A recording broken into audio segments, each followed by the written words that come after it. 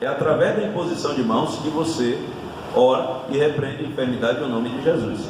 Mas até para fazer isso, o cristão deve agir na direção do Senhor. A gente não pode fazer nada fora da direção do Senhor. Uma vez eu fiz uma visita que eu me arrependo até hoje. E eu aprendi naquele dia que até para visitar a gente precisa orar. A gente precisa de direcionamento de Deus. Que às vezes a gente vai, unidos venceremos, e se mete em situações que não era para estar. Eu fui fazer uma visita uma vez que, se eu apanhasse, eu ia dizer que tive sorte. Deus me guardou até de apanhar. Minha esposa grávida, comigo ainda por cima. E um negócio tremendo, terrível. E o Espírito Santo falou a mim: não era para você estar aqui, eu vou te guardar, mas não era para você estar aqui. E ele me guardou. E como o gato escaldado tem medo de água fria, eu digo: olha, deixa quieto, agora a gente ora, no tempo de Deus a gente vai. Alguém não entende, mas fazer o que, irmão? Eu não estou falando visita a crente não, a visita a crente a gente tem que fazer. Eu estou falando visita a quem não é crente. A gente tem que ter muito cuidado, muito cuidado. Voltando à igreja de Éfeso, e fechando mais esse parêntese da expulsão de enfermidades e demônios através ali do lenço e dos aventais de Paulo, né? Eu estou dizendo isso porque assim, está ali o presbítero Marcos, e a gente na condição de obreiro, claro, a gente não vai maltratar as pessoas, mas se chega um irmão, eu trouxe aqui a carteira de trabalho de meu filho, você não vai mandar a pessoa embora, mas você vai explicar: ó, tudo bem, vamos orar pelo seu filho, deixa a carteira aqui, a gente vai orar pelo seu filho e Jesus vai abençoar. Porque senão as pessoas começam, o ser humano em geral tem uma inclinação à idolatria e à superstição. Raquel era uma bênção. Raquel foi mãe de José, José foi um instrumento na mão de Deus. Benjamim também era gente boa. Mas Raquel roubou os santos do pai de Labão e escondeu.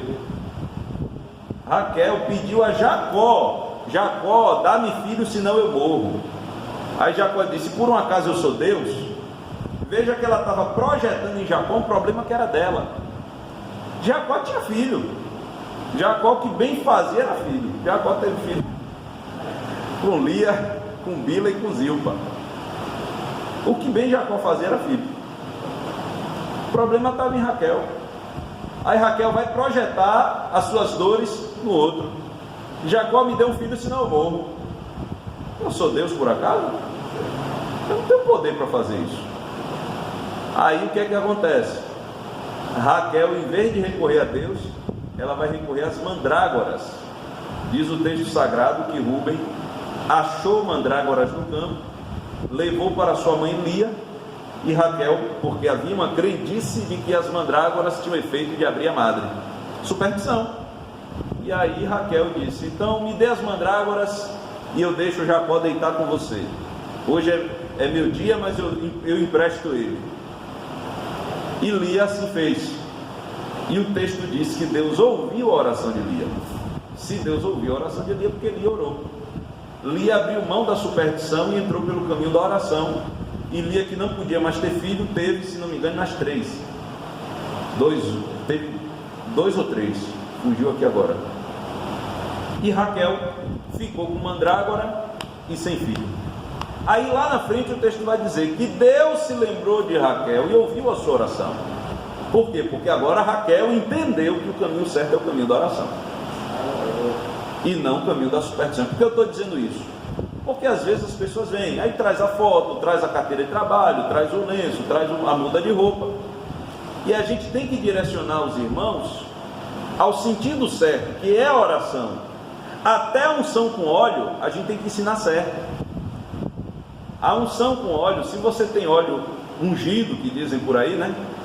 Óleo ungido, eu nunca vi na Bíblia a expressão óleo ungido. Eu já vi o óleo de unção, óleo para unção. A unção com óleo.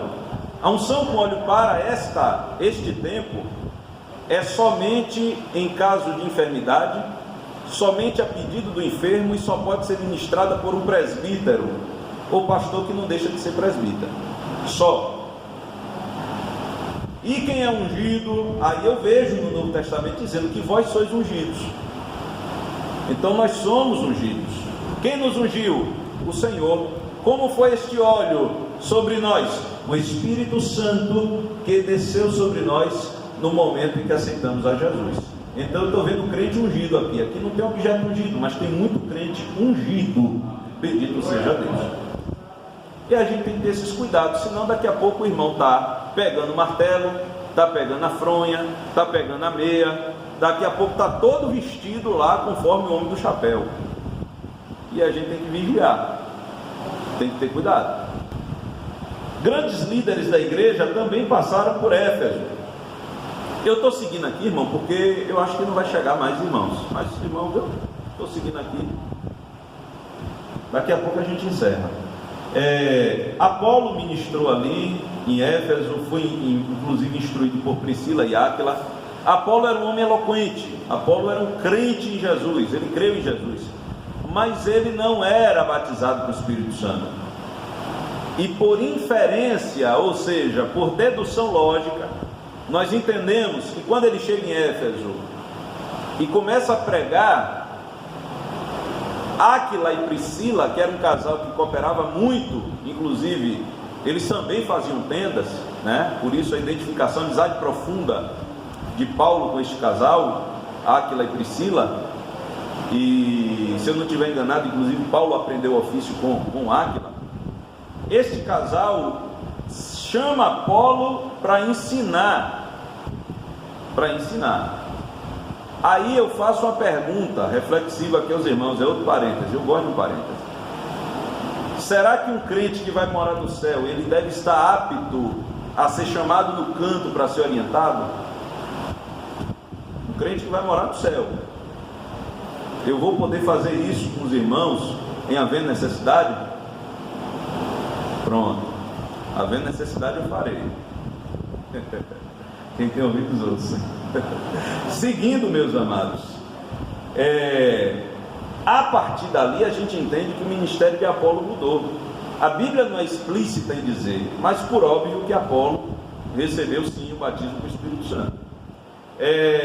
Timóteo também foi designado a pastorear na cidade, né? E Timóteo, inclusive, Paulo dá orientações importantíssimas a Timóteo. Timóteo era um jovem pastor. E quando Paulo diz, ninguém despreze a tua mocidade, Paulo está dizendo, ninguém despreze o fato de você ser jovem. Mas ele estava dizendo a Timóteo, ele não estava dizendo à igreja, estava dizendo a Timóteo. O que é que ele quer dizer a Timóteo? Ele quer dizer, não deixe ninguém te desprezar porque você é jovem. E como é que o obreiro jovem pode adquirir respeito da igreja? Não pode ser por imposição, não vale. Tem que ser pela conduta, pelo caráter. A igreja vai respeitar um obreiro de 18 anos, se ele tiver conduta, se ele tiver caráter, se ele for principalmente cheio do Espírito Santo. Agora, se for um obreiro de cabelo branco, mas for um meninão, vai ficar difícil. Se for um destemperado, desequilibrado, aí vai ficar difícil. Não estou dizendo que uma coisa justifica a outra, mas eu estou dizendo que a melhor forma de obtermos o respeito da igreja é com a nossa conduta. Há um adágio popular, um ditado que diz que a palavra convence, mas o exemplo arrasta. Eu não posso dizer que Jesus prepara se eu não sou preparado por Jesus, né? Jesus prepara, só não preparou quem está falando, aí fica difícil. Então, é mais um parêntese. Às vezes tem obreiro que está pregando e a esposa no fundo dizendo, mentira. Vocês nunca viram isso aqui não? Eu já vi caso, já vi um obreiro que eu conheço inclusive, não é da nossa igreja, mas ele pregando e a esposa sentada lá e falando, mentira, é hipocrisia, e não sei o que, entendeu? E os filhos, faz o quê? O menino está na adolescência, quem nunca foi adolescente que atira a primeira pedra. Outro dia eu falando, brincando com a irmã Nádia, dizendo, não sei o que, dos aborrecentes. Ela não fale assim não, eu disse, eu falo porque eu fui um aborrecente. Eu fui um aborrecente. Eu falando brincando, né? Que os adolescentes são bênçãos de Deus. Mas eu dizendo, a igreja precisa entender, a Alicia está criança, está tranquilo, mas quando chegar na adolescência e na juventude, a igreja precisará entender que eu a amo como minha filha, mas também precisará entender que pastor é pastor, inclusive da família. Entendeu? Aí como achar essa equação de amar mantendo a disciplina, disciplinar sem perder o amor? Como achar essa equação? Tiago responde: se alguém não tem sabedoria, peça a Deus que dá liberalmente, não lance em rosto. É fácil? Claro que não, é difícil. Mas a igreja também precisa entender que os filhos têm personalidade.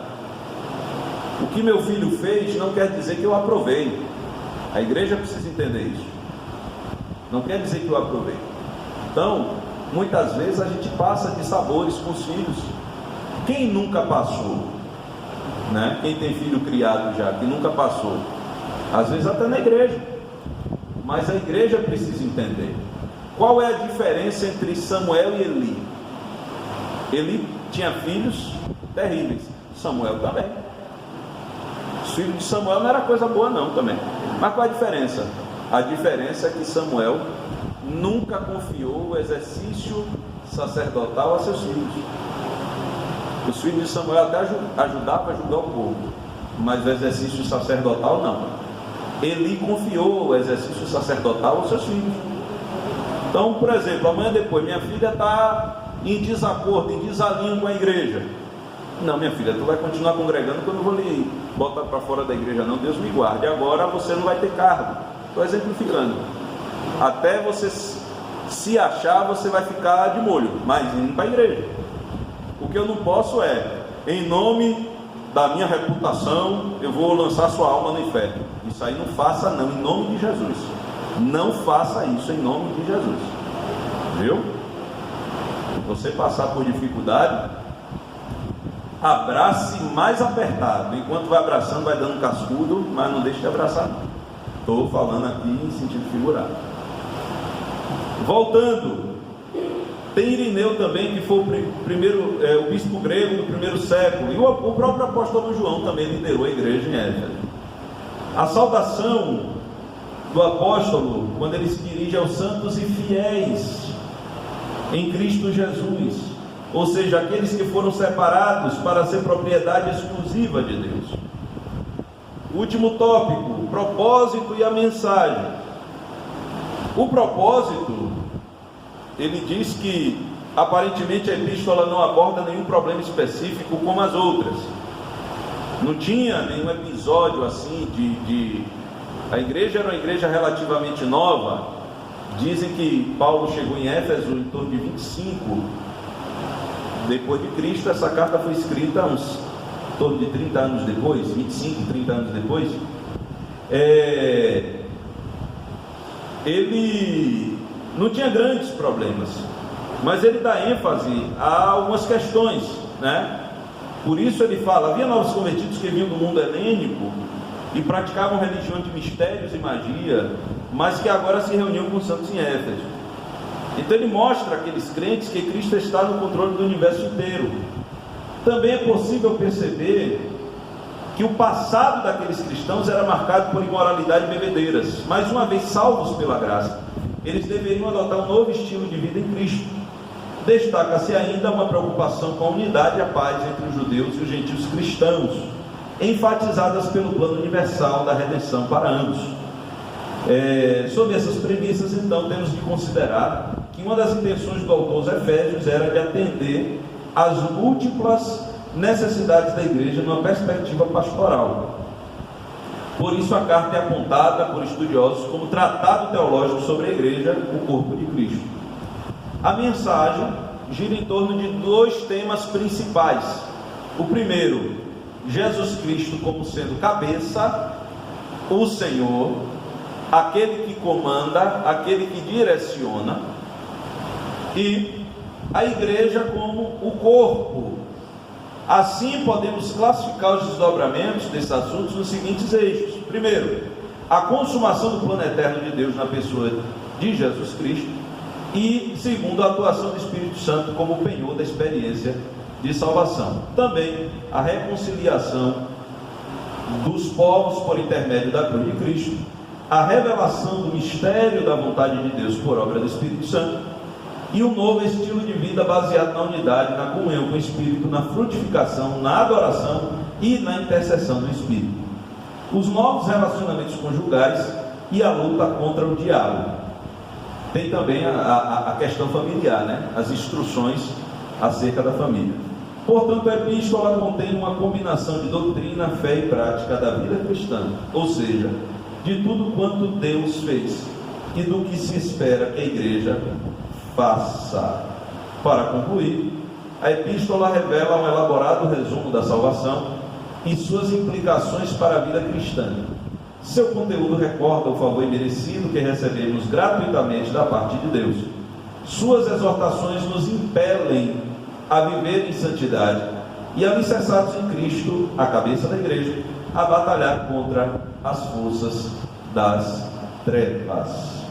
Glória seja dada ao nome de nosso Senhor e Salvador Jesus Cristo. Essa é a primeira lição. Ficou alguma dúvida, irmãos? Alguma observação? Nós esperamos que tão logo passe, né, essas dificuldades e que a igreja possa